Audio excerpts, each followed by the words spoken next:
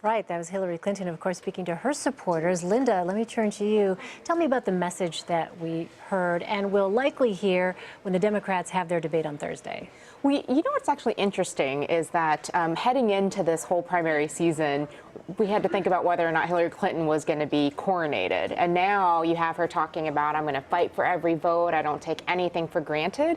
And I think that as we head into the next debate, she's going to have to really think about what she needs to say to connect with those young voters, to connect with all those people that she can't take for granted in South Carolina or Nevada. So how is she speaking to their issues? Yeah. Steve, let me turn to you in New Hampshire. So how do you think, Steve, the results that we saw there in New Hampshire are going to affect the tone and tenor of the debate on Thursday between the Democrats? Well, I think what you can hear a lot of is talk about income inequality and the economy. I mean, if you look at the exit poll, those were the top two issues. It wasn't about experience. It wasn't about terrorism and foreign policy. It was about income inequality and the economy. And on both of those issues, Sanders crushed Hillary Clinton. The other thing that's interesting here in this poll, by the way, I want to point out, there was a question that was asked in the exit poll, which one of these four candidate qualities mattered most in deciding how you vote today? Number one, with 34%, was honest and trustworthy. And 91% of those people who answered that question voted for Sanders. This is going to be a huge issue for Clinton moving forward. This may be, it's turning out to be one of the biggest weaknesses. We sort of knew this in polling leading all the way up to this moment in Iowa and New Hampshire. And it just seems like it's going to be dogging her as she goes forward. We've got the Nevada caucuses coming up on the 20th.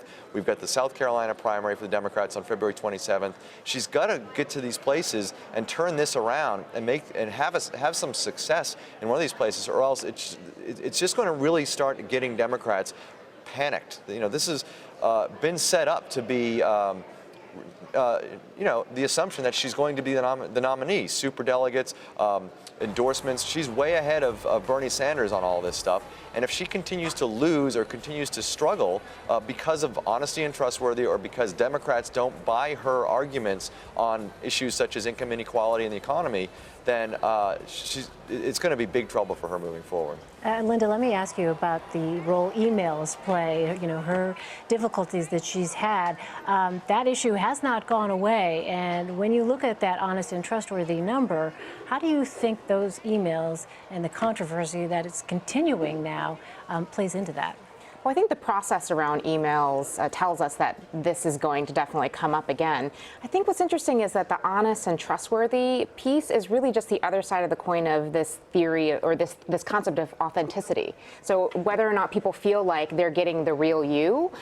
So if I'm her and I'm thinking through what my next steps are, I would be very focused on ways that I can increase access to myself, make people feel like they're getting some of the real me. Yeah, Steve, as a campaigner, Hillary Clinton, I know in conversations that we've had with Nancy Cordes, likes to get on the rope line. She likes to get up and shake people's hands. She said Bernie Sanders doesn't necessarily like to do that. He's not in the same way going to linger after a campaign event and make sure he shakes every single person's hand. But as we've even seen from tonight, we have video of Hillary Clinton doing just that after her speech to her supporters there, and really seeming to take time to ensure that she's connecting at that one-on-one level.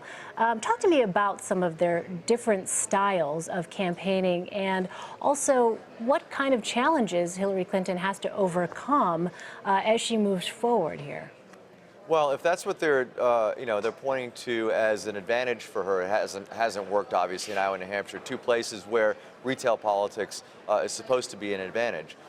Clearly, Sanders' message is resonating more with voters right now, Democratic voters especially.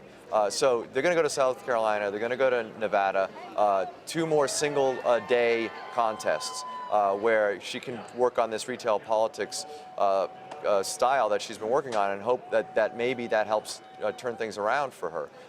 But once you get past those two contests, you're talking about days where there are multiple state contests. You're not going to have a lot of time to linger, and it almost becomes mini national campaigns at that point. On March 1st on Super Tuesday, and then on the 8th and the 15th, you're dealing with less of retail politics and more of your message needs to be resonating. And right now, Sanders is hitting on all cylinders with his message, regardless of whether he's shaking hands after his events. It seems as if Democrats are buying his message more. And for her, she's dealing again with these distractions of emails and of her ties to Wall Street and honesty and trustworthy numbers. And her message is not landing right. And she's got to figure out how to fix that. If she doesn't, I think she's in for a long primary season here.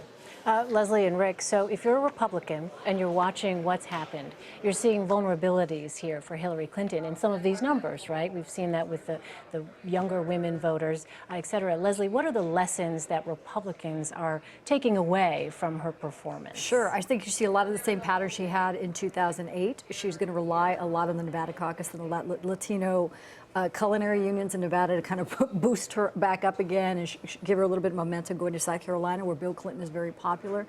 But the two main issues, her unfavorables, are so extraordinarily high, and she's not trustworthy. You've got that email scandal.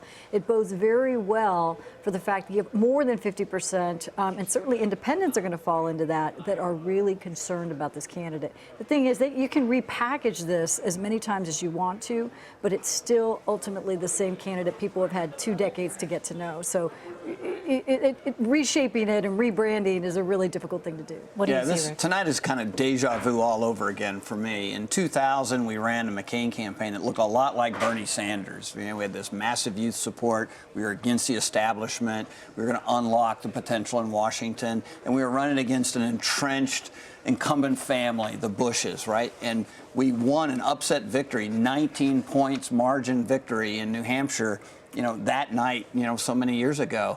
And what happened in South Carolina was the most vicious attack in the history of politics against that train wreck called the McCain campaign. And it beat us. And I think one of the lessons that the Hillary Clinton campaign need to look at is it's time to go negative. She can't repackage her message. She's got to make Bernie Sanders less appealing than her.